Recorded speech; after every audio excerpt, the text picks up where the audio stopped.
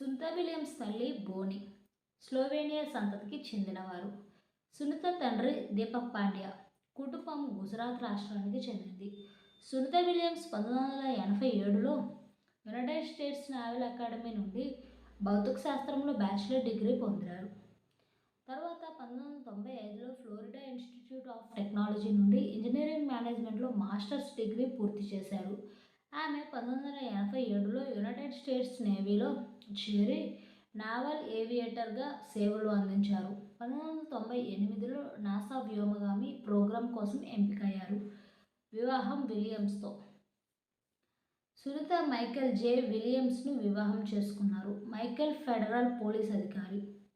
సునీత విలియమ్స్కు పరుగు పందెం, ఈత, సైక్లింగ్ వంటి క్రీడల్లో ఆసక్తి ఉంది. ఆమె బోస్టన్ రెడ్ సాక్స్ బేస్బాల్ జట్టుకు వీరాభిమాని. పెంపుడు జంతువులంటే మహా ఇష్టం. ఆమెకు గోర్బీ అనే కుక్క ఉంది. ఆమె ఎక్కడికి వెళ్ళినా ఈ డాగ్ వెంట ఉంటుంది.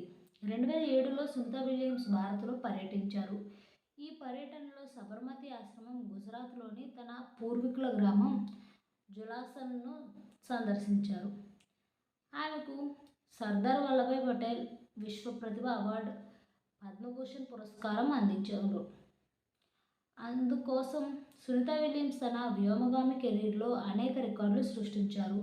ఆమె మహిళా వ్యోమగాములలో అత్యధిక స్పేస్ వాక్లు చేసిన వ్యక్తిగా నిలిచారు. ఆమె స్పేస్ వాక్లో గడిపిన సమయం 50 గంటల 40 నిమిషాలు.